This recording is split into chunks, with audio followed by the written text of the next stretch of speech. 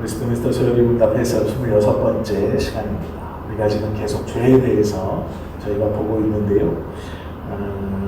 죄에 대해서 보았고 아담의 죄에 대해서 우리가 보았고 오늘은 원죄라는 것인데요. 원죄는 죄의 근원, 죄의 뿌리라는 뜻입니다. 원죄라는 말을 히브리인들의 이 사고방식대로 그대로 말하면 샘에서 솟아나오는 그 우물에서 솟아나오는 물을 사람들이 필요한 만큼 길어다가 동리에다 옮겨서 자기 집으로 가지고 갈 때 그 물이 이렇게 샘솟는 그 우물에 샘솟는 물, 그것을 원죄라고 합니다. 그래서 자기가 원하는 대로 필요한 만큼 자기의 그 물동이에 걸어서 자신의 집으로 들고 가는 비유하자면 자기가 원하는 죄만큼 담아서 필요한 만큼 막 아구에 채워서 그거를 이제 들고 가는, 쓸 것을 들고 가는 그러한 이 물이 솟아나오는 그 우물의 샘물처럼 막 솟아나오는 물처럼 원죄를 그렇게 생각했습니다. 그래서 원죄는 아담으로부터 출발되었고 이 원죄가 막 솟아져 나오면서 사람들이 쓸 만큼 그것을 자기의 물동이에 담아서 이렇게 가지고 가서 쓴다, 이렇게 가르쳤습니다, 아이들한테. 그래서 죄라는 것은 우리가 필요한 만큼, 내가 원하는 만큼 이것을 담아서 쓸 수 있다, 이렇게 가르쳤어요. 그래서 이 죄의 우물에서 죄를 내 마음껏 퍼담지 않는 것, 이것이 율법이라고 가르쳤습니다. 그래서 율법을 잘 알고 있는 사람은 자신의 이 물동이에 죄라는 물을 마음껏 욕심대로 담지 않는, 왜냐하면 유대인들에게 물이라는 것은 굉장히 귀한 겁니다. 우리에게도 마찬가지지만 그들에게는 율법에서 자신의 부정함을 씻는 첫 번째 방법이 물로 씻는 겁니다. 그래서 그들에게 물은 꼭 필요한 거예요. 하나님의 말씀이 꼭 필요하여서 우리의 죄를 씻는다, 그것에 대한 표본이 물이다 라고 하면서 또 이 죄를 이렇게 가르쳤어요. 물처럼 우리가 마음껏 우물을 발견했을 때 내 물동이에 마음껏 담아서 그 하루에 쓸 것을 충분히 가져가야 하는 것처럼 죄도 물법이 없으면 마음껏 담는다는 거예요. 그러나 그 죄가 끊임없이 솟아나서 모든 사람이 마음껏 가져가도 부족하지 않다. 이것이 원죄에 대한 개념입니다. 원죄는 이 아담으로부터 출발하였죠. 질문 16번째가 뭐냐면 온 인류가 아담의 첫 범죄에 빠졌습니까? 라는 거예요. 이게 무엇이냐면 이런 말입니다. 좀 쉽게 하면 아담이 범죄함으로 인해서 모든 사람이 죄인이 되었습니까? 왜 그렇게 되었습니까? 라고 질문하는 거예요.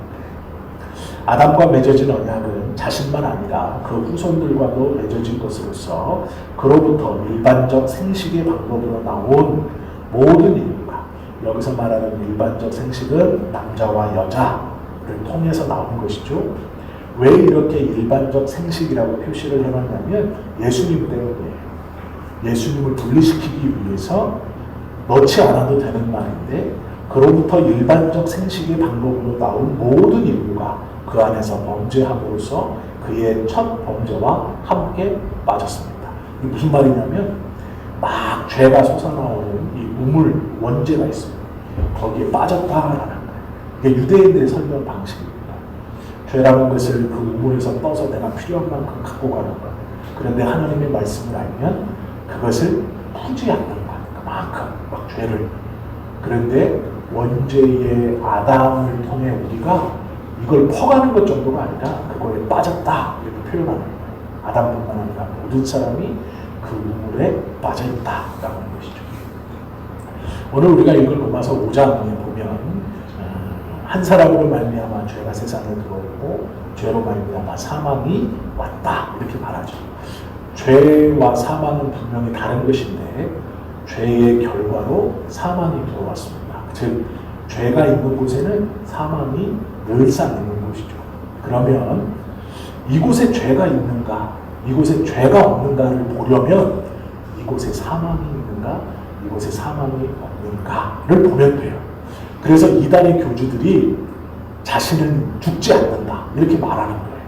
왜 이렇게 말해야 되냐면 이곳에 죄가 없어요. 즉 나는 죄가 없기 때문에 죽음을 초월해서 나는 죽지 않는다 이렇게 말해야 다른 사람의 죄를 사할 수 있는 거예요. 나를 믿어야 내가 죄에서 깨끗해서 죽지 않는다. 그러기에 너희들도 죽지 않는다. 이렇게 되는 거예요. 우리가 알고 있는 신천지의 이만희 교주는 안 죽는다고 말합니다. 언론에서 선생님은 안 죽으신다면서요? 그랬더니 이 사람이 뭐라 그래요? 아, 누가 그렇게 말해요? 막걸리 받아줘야겠네? 이렇게 얘기해요. 그런데 그걸 가르쳐요. 그래서 신천지의 대부분의 사람들은 이만희라는 이 교주가 죽지 않는다. 이렇게 믿어요. 그게 신앙의 고백입니다. 왜 죽어? 안 죽어. 이렇게 고백해요. 모든 사람들이 봤을 때 죽는다라는 것을 고백해도 그들은 안 죽어라고 해요. JMS에 있는 정명석도 마찬가지입니다. 안 죽는다고 생각해요. 왜 그러냐면 이 죄에 빠진 자가 아니기 때문이에요. 이 원죄에 빠진 자가 아니라서 구세 준 거예요. 그래서 안 죽어요. 박명호도 마찬가지입니다. 안 죽어요. 한농복구회를 이끄는 그 박명호 씨도 안 죽습니다. 그들의 신앙 고백에서는 영원하신 분이에요. 그런데 이렇게 안 죽는다고 말하는 사람 중에 죽은 사람이 있어요. 첫 번째가 박태선이라는 분입니다. 천부교를 이렇게 세웠던. 그리고 두 번째가 통일교, 문성교입니다. 안 죽는다고 했어요. 그런데 죽었죠. 또 하나님의 교회라고 지금은 이름을 바꾼 안산홍 증인의 성함이 하여간 그 남자분도 죽었어요. 안 죽는다라는 것은 죄와 죄의 결과로 오는 거기 때문에 대부분의 성경을 곡해하는 잘못된 사람들은 죽지 않는다라고 해요. 그러면 성경에 이런 말이 있어요. 너희가 무슨 독을 먹든지 죽지 않겠다. 이렇게 말하고 있어요. 그러면 그 말씀을 믿어서 이 염산이나 이런 것을 청산가리를 막 들이키면 안 죽을까요? 죽어요.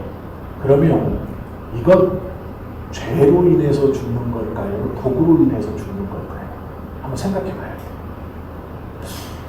죄의 결과가 죽음인데 이 죽음이라는 것이 내가 죄를 지어서 내 옆에 붙어 있는가? 그러면 이걸 어떻게 또 잘못 생각하면 큰일 나는 게 뭐냐면요. 죽으면 죄가 있다고 생각해요. 저 사람이 죽으면 남들이 알지 못하는 죄가 있어. 이렇게 생각하는 거예요. 그래서 예전에는 어린아이들이 죽으면 부모가 죄가 있어. 그래서 애가 죄를 받은 거야. 죽음을 받았어. 어떤 사람은 일찍 죽으면 저 사람은 남들이 모르는 죄가 있어. 그래서 죽는 거야. 이렇게 생각했어. 우리가 이걸 구별하지 못한다는 게 뭐냐면 하나님의 말씀을 온전히 이해하지 못하는 거예요. 죄의 결과가 사망이고 죽음이에요. 그러면 이 두 개를 같이 놓고 보려고 자꾸 해요.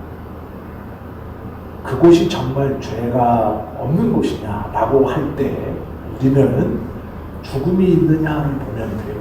하나님의 나라는 죽음이 있을까요? 없을까요? 없어요. 그렇기 때문에 그 나라는 죄가 없다라고 말하는 거예요. 그런데 반대로 이 땅에서 저 사람은 일찍 죽었기 때문에 죄가 있다라고 말하면 틀린 말이에요. 욥기에 보면 그 얘기를 하죠. 네가 징계를 받는 것은 하나님을 속여서 하나님이 너에게 그 속인 것 위선을 회개하라고 징계를 지금 주는 거다. 이렇게 말해요. 근데 하나님이 아니다라고 선언하시죠. 우리가 이 구별을 잘 할 수 있어야 돼요. 이 구별을 못하면 죽음이 보이면 죄라고 생각하고 죄가 보이면 죽을 거라고 생각해요. 이거 두 개를 분간하지 못하고 획일화시켜서 어떤 사람에게 죽음이 오거나 고난이 오면 죄를 바로 갖다 붙여요. 그래서 하는 말이 뭐예요? 회개하는 거예요. 쉽게. 너무 쉽게 회개하는 거예요. 왜요? 죄의 결과가 죽음이라는 것을 알고 이 두 개를 붙여서 생각하기 때문이에요. 언제나. 그러면 우리에게도 죽음이 붙어 있습니다. 예수 믿는 사람도 죽어요. 그렇죠? 예수 믿는 사람도 죽습니다. 그러면 우리는 내가 죽는 것은 죄 때문이지. 맞나요? 아니에요. 우리의 죄를 예수님이 십자가에서 용서해 주셨다고 선언하셨어요. 선언 받았는데 우리는 죽어요. 그러면 내 죽음이 죄 때문이 아닌데 우리는 죽어요. 이걸 구별하실 수 있어야 돼요. 그래서 이 죄의 문제는 굉장히 중요한 겁니다.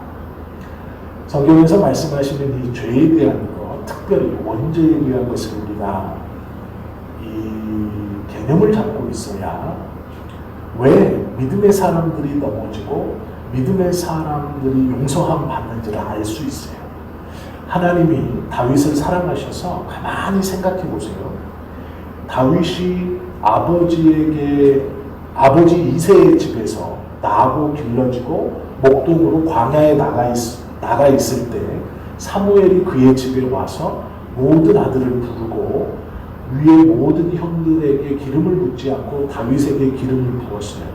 그리고 나서 다윗의 삶이 과거의 삶에서 전혀 다른 삶으로 바뀝니다.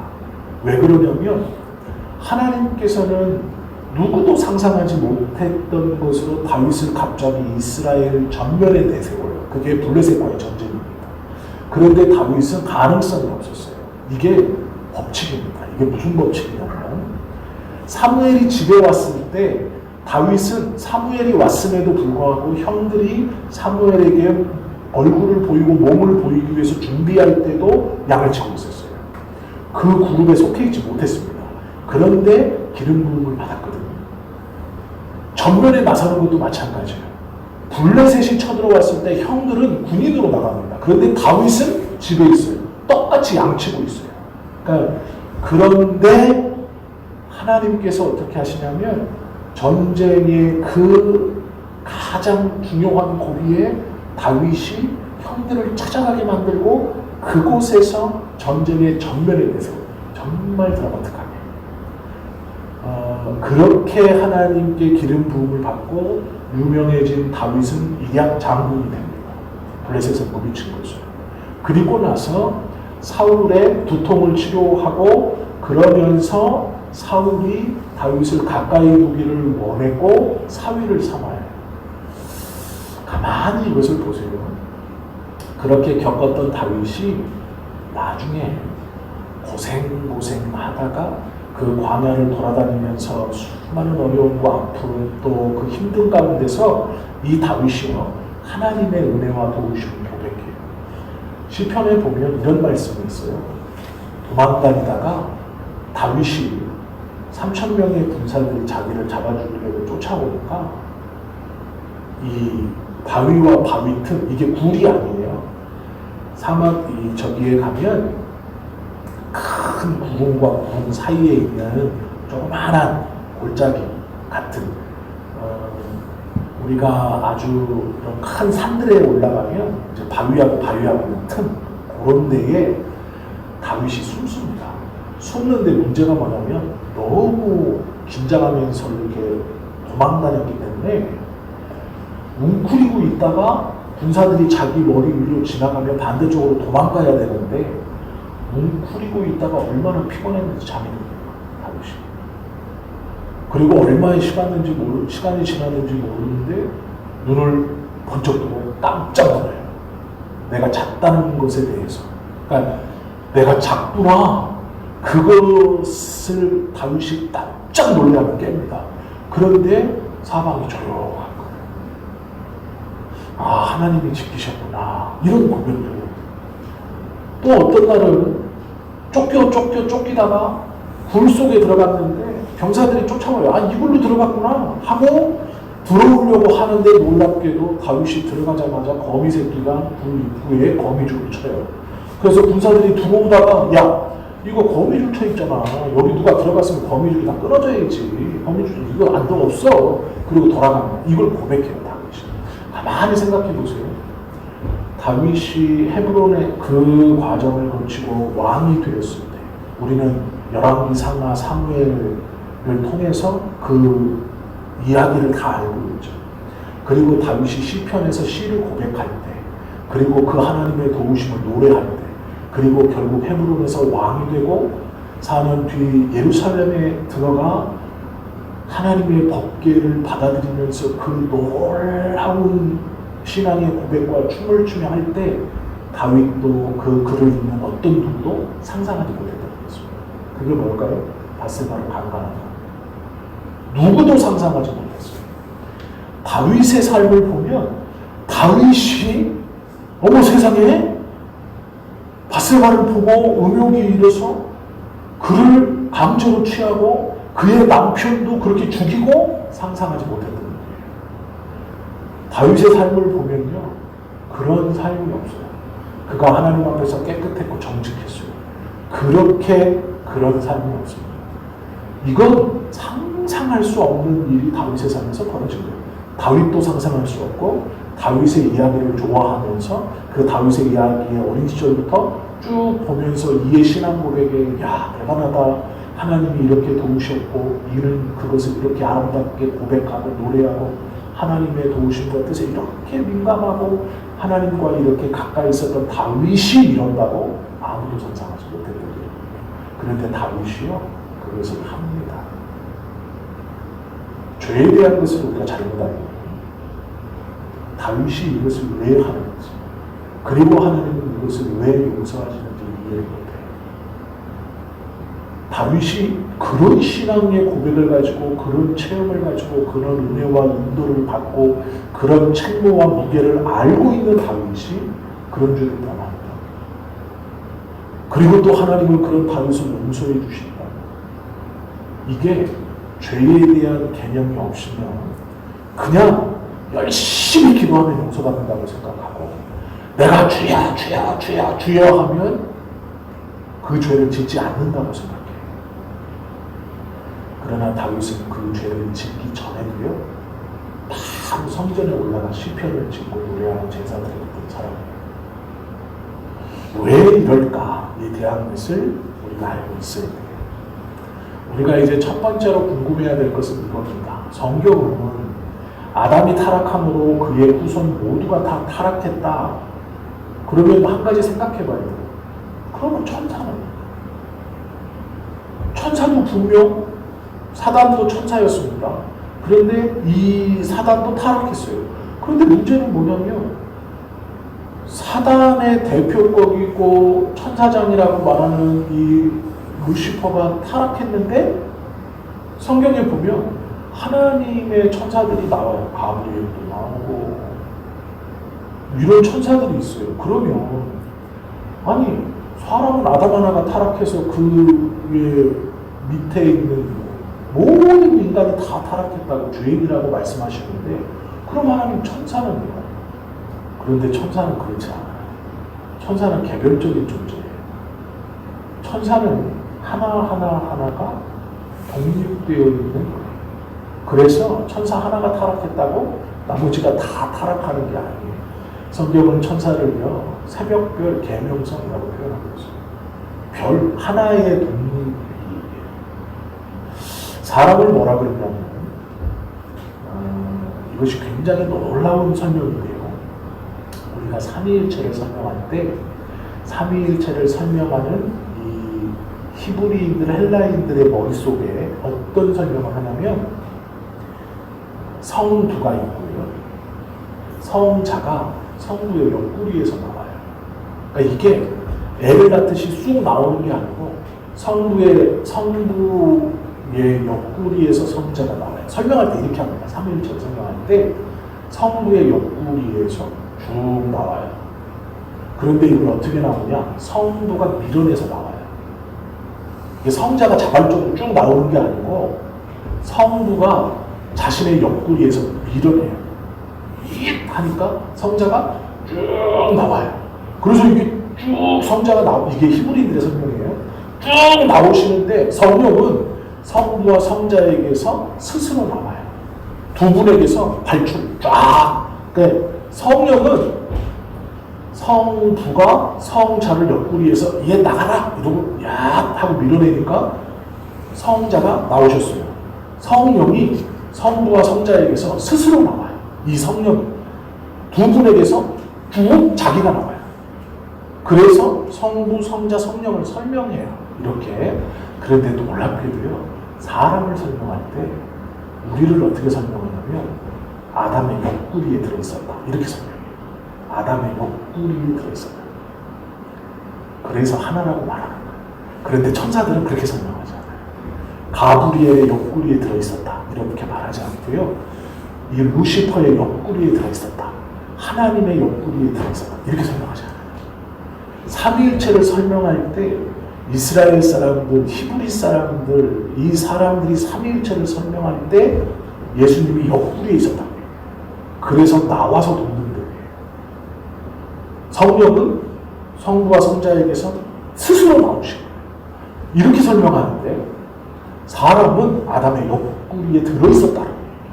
그러니까 이게 정말 놀라운 거예요.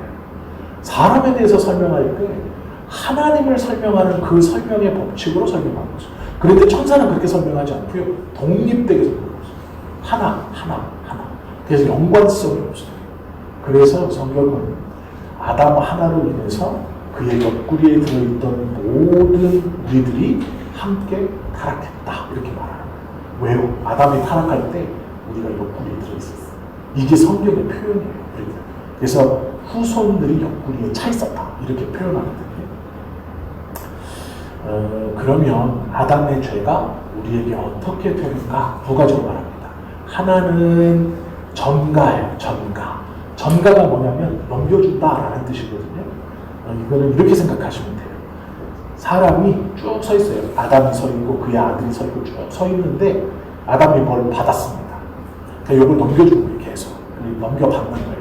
이렇게 계속 이게 전가거든요. 그러면 넘겨받는 넘겨받는 게 뭘까? 이게 죄예요. 죄인데 이게 뭐냐? 처음에 죄를 설명할 때 히브리인들이 죄에 대해서 어떻게 설명하냐면 원래 하나님의 것을 빼서 내 거라고 생각했는데 부정한 자에게 드린 것, 이게 죄라고 했어요. 이 부정한 자에게 드린 것을 넘겨받는 것, 이게 전가예요. 그런데 아담의 옆구리에서 나온 모든 인간은 나오자마자 이 죄를 넘겨받는 거예요. 계속 받는 거예요. 그래서 모두 다 오염된 상태로 원죄에 빠진다. 이게 전가고요. 두 번째 말은 유전이에요. 유전은 받는 게 아니고 말 그대로 옆구리에서 나온 모든 자가 똑같아진다 이런 뜻이에요. 그러니까 이 죄라는 것은 넘겨받는 것이고 갖고 태어나는 것이다. 이렇게 이걸 원죄라고 성경은 말씀합니다. 아담의 죄가 왜 우리에게 영향을 미치는가? 왜 우리도 그 아담의 죄에 빠졌다고 하는가? 왜 죄가 우리에게도 오는가? 두 가지. 첫째, 전가. 두 번째, 유전. 이게 원죄입니다. 성경에서는요, 아담 안에서 모든 사람이 죄를 범하였습니다. 이렇게 말하고 있어요. 여기서 아담 안에서라는 건 아담의 옆구리에 있었다. 이런 뜻이에요. 우리가 이미 아담의 옆구리에 들어가 있었다. 들어차 있었다. 이런 뜻입니다. 또 시편 51편에 보면 모친이 죄 중에 나를 잉태하였습니다 라는 이 고백을 통해 유전이 된다 이렇게 표현해요. 그래서 죄라는 것은 아담의 옆구리에 들어가 있는 모든 자에게 전가되고 또 모든 자에게 유전되고 아담의 후손인 모든 인간은 이 죄인이 됩니다. 그래서 죄라는 것은 우리의 일부분이면서 우리와 함께 있는 딱 붙어있는 자예요. 죄와 죽음이 붙어있듯이 우리도 죄와 붙어있어요. 근데 문제는 죄와 죽음이 같은 것이 아니듯 우리도 이 붙어있는 죄와 같은 것이 아니에요. 죄와 죽음이 죄의 결과가 사망이에요. 죽음이에요. 그런데 죽음이 있다고 해서 죄가 꼭 있느냐? 그렇지 않아요. 죽음이 없다 그래서 죄가 없느냐? 그건 맞아요. 이걸 잘 생각하셔야 돼요. 헷갈리시면 안 됩니다. 죽음이 없으면 죄가 없느냐? 그건 성경적으로 맞는 얘기예요. 그러나 죽음이 있다고 죄가 있느냐? 그렇지 않을 수도 있다. 왜 그렇게 말하느냐? 이것이 우리가 죄를 전가받고 유전받았기 때문이에요. 우리는 죄를요 전가받고 유전받았기 때문이에요.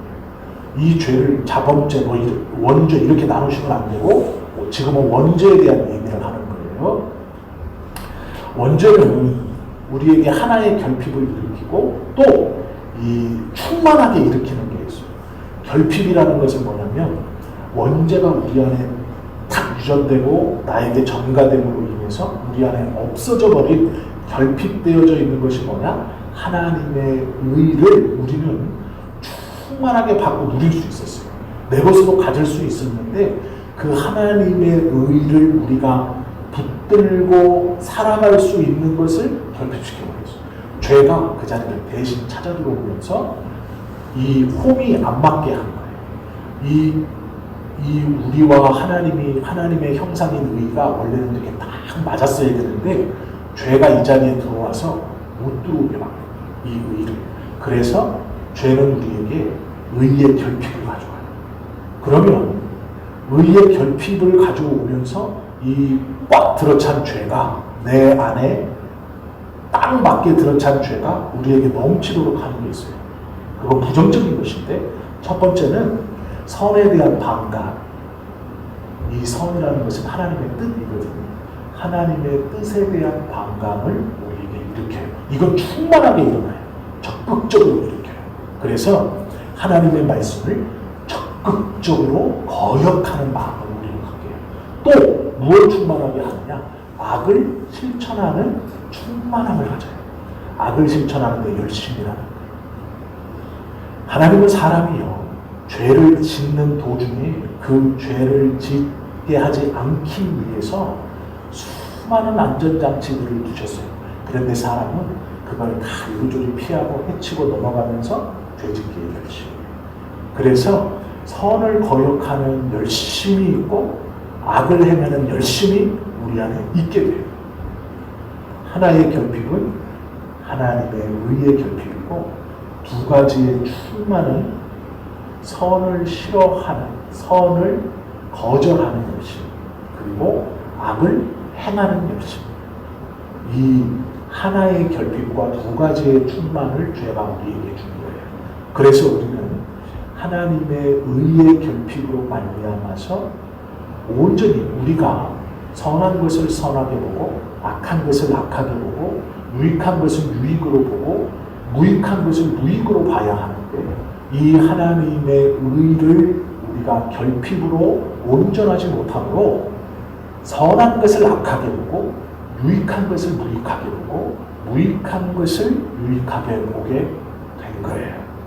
그래서 그 의의 결핍으로 말미암아 내 속에서 하나님의 선한 것을 적극적으로 거절하고 악을 행하는 열심이 우리의 삶을 지배해 가는 것이죠. 원죄는 보편성이 있어요. 이게 무엇이냐면 독약과 같이 영혼의 모든 부분에 퍼져 있는 거예요. 이사야서 1장 5절에 보면 이런 고백을 합니다. 온 머리는 병들었고 온 마음은 궁비합니다. 이런 말이 있어요. 내가 신체의 어떤 부분만 상처나고 아픈 게 아니고 온 몸이 다 병들었어요. 온 마음이 다 병들었어요.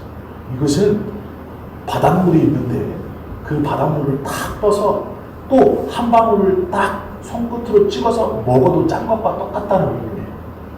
바닷물이 짠 것처럼 그 바닷물에 한 방울을 찍어도 짜요. 염분이 그 속에 다 있는 것처럼 죄는 이와 같다. 죄는 보편적입니다. 모든 것에 다 이 죄가 붙어 있습니다. 그렇기 때문에 선한 자의 선도 선하지 않다. 오직 선함은 예수 그리스도의 보혈로만 선해질 수 있다. 성경은 그래서 그 말씀을 우리에게 들려주고 있는 것이죠. 원죄는 지성을 타락시키죠. 그리하여서 하나님께서 우리에게 유익하게 주신 것을 유익으로 받지 못하죠. 그렇게 생각하지 못하게 하는 거예요. 오히려 그것이 나에게 위협이 되고 내 생활에 마이너스가 되고 하나님의 말씀을 지키고 믿음으로 고백하는 것이 나에게 좋지 않다. 지금 이 상황에서는 좋지 않다. 내 아들과의 대화에서 내 부모와의 대화에서 이 신앙적인 나의 고백은 아니다. 자꾸 이렇게 우리에게 몰아가는 거예요. 그것에서 충분히 지혜롭게 하나님의 말씀과 뜻을 고백할 수 있음에도 그것이 우리 관계를 깨트릴 거야. 지금 분위기 좋은데 내가 이렇게 말하면 우리 애가 또 반감을 받고 엄마는 교회밖에 모르고 내가 그 말 할 줄 알았어 라고 한다는 두려움을 우리에게 주고, 이것이 죄가 우리의 지성을 타락시켜 일어나는 대표적인, 또 죄는요, 원죄는 우리의 마음을 더럽게 만듭니다. 예레미야 17장 9절을 보면 우리의 마음이 극도로 부패돼 다 썩었다. 그래서 정욕과 완악과 불성실과 위선된 사념들을 우리에게 집어넣고 그 잘못된 생각들을 막 갖게 만들어요.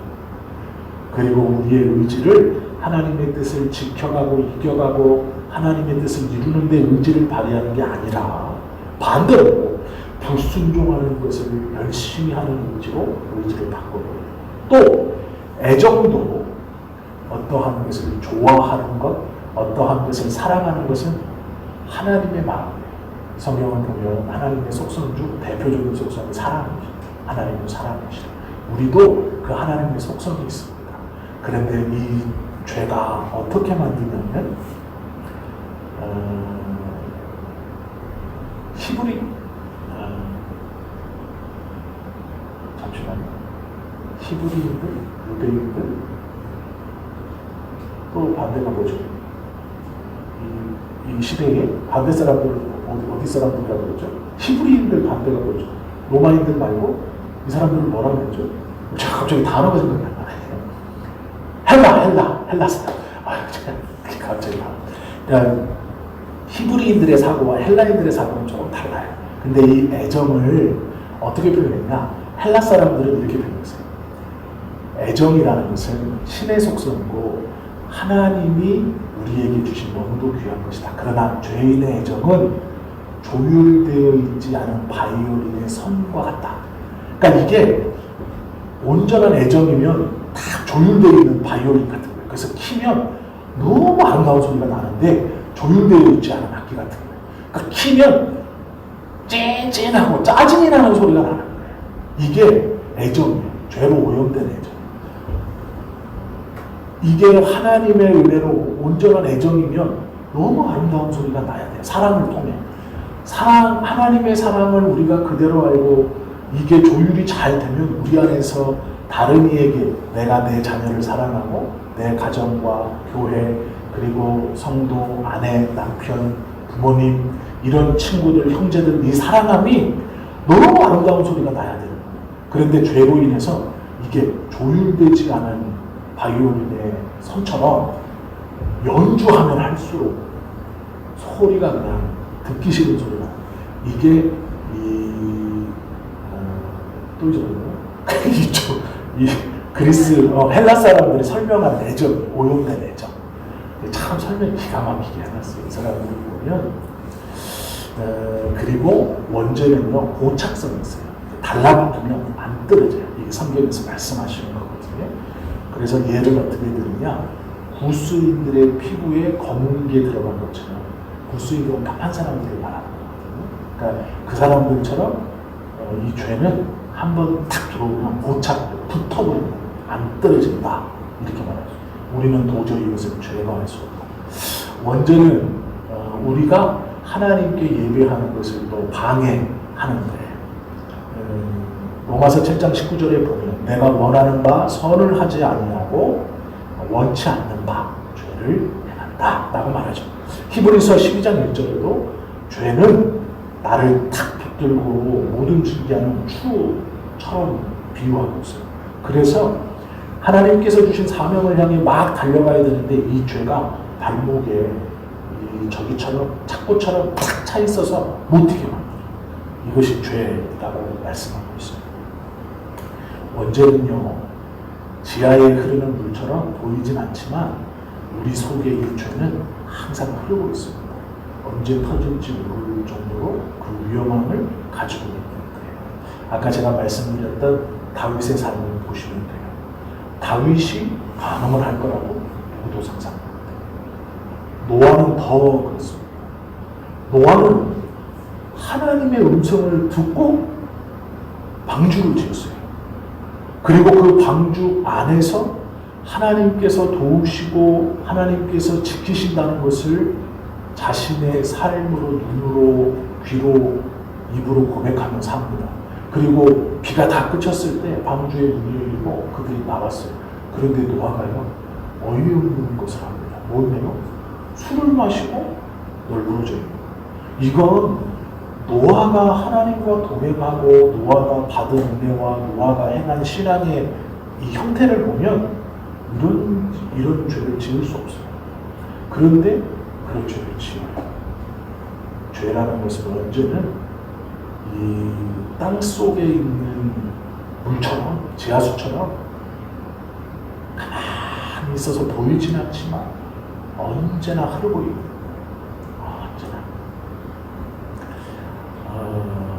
언제는요, 얼마나 교묘하냐면 우리의 미덕과 우리의 선과 붙어 있어요. 그래서 사람이 선을 행하는 일에도 그 반대로 이 죄가 붙어서 따라와요. 이게 어떤 말이냐면 성도의 선한 행위에도 온전히 겸손하지 못하고 성도의 섬김도 온전히 섬길 수 없고 성도의 순종이나 성도의 봉사도 온전히 봉사하거나 하지 못한다는 거예요. 예를 들어볼게요. 교회를 위해서, 신앙생활을 위해서 무엇인가 열심히 했어요. 그런데 어느 순간 자기도 모르게 나를 어떻게 이렇게 대할 수가 있느냐라고 말한다. 이게 왜냐하면 자기도 모르게 자기 속에 흐르고 있던 이 죄가 그 선행과 그 놀라운 섬김과 신앙의 고백 안에 따라 붙어 들어온 거예요. 그리고 그게 어느샌가 얼굴이 되는 거죠. 이것이 우리가 죄를 아주 무섭게 여기고 민감하게 봐야 되는 것이죠. 신앙 안에도 불신앙이 숨어있고 열심에도 불평과 불만이 숨어있고 겸손에도 자만이 숨어있고 그것이 우리의 죄성이고 문제는 우리 속에서 강력하게 해서 평온을 깨버려요. 불안감을 조성합니다. 아무 일이 없어도요 두려워하게 만들어요. 마음에 근심과 걱정이 아니라 근심과 걱정을 다 이겨낼 수 있음에도 자꾸 그것을 우리 안에 불러들여요. 그래서 염려하고 걱정하게 하고 두려워하게 하고 앞을 상상하며 부정적인 상상을 자꾸 하게 해요. 원죄는 실제적 모든 죄의 원인입니다. 모든 죄의 행동의 출발이에요. 그리고 이것은 이 생에서 완전 치유되지 않아요. 그래서 바울도 그 놀라운 신앙의 고백을 하면서도 두려워하는 모습, 연약한 모습, 약한 탄식들을 하는 거예요. 순간순간. 바울은 다메섹에서 그리스도를 만나고 광야로 나가서 하나님과 교통하면서 하나님의 놀라운 것들을 깨닫고 이방인의 사도로 불렀다는 사명감으로 평생을 살았습니다. 그러나 그가 순간순간 고백하는 것은 그의 약함과 그의 연약함의 모습들이 드러나는 거예요. 우리도 마찬가지죠.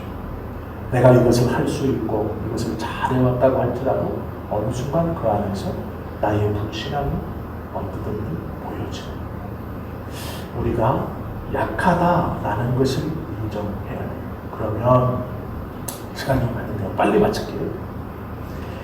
하나님은 우리를 부르셔서 변화시키시고 예수님의 그 놀라운 십자가의 은혜를 주셨는데 원죄는 이해했어요. 전가, 유전 이해했습니다. 그리고 그것이 우리에게 행하는 하나의 결핍, 하나님의 의의 결핍과 두 가지의 잘못된 충만, 선을 미워하고 악한 행동하기 열심히 이해했습니다. 그리고 죄가 우리 안에서 일어나는 이 죄성이 우리 안에서 행하는 일, 본성과 함께 숨어 있으면서 언제든지 드러냅니다. 우리의 연약함. 그러면 우리는 이제 기도하고 기대하고 한 가지 질문해야 돼요. 그게 뭐냐면 하나님, 나를 부르시고 우리를 부르셨고 2000년 전에 예수 그리스도를 통해서 그 십자가를 통해 나의 죄를 다 사했다고 하셨는데 왜 아직도 내 마음속에, 내 몸속에, 내 영혼 속에 죄성을 남겨두십니까? 라는 거예요. 안 남겨두시면 좋잖아요. 부르실 때 완전 성화를 이루어주시면 좋잖아요. 왜 남겨주십니까?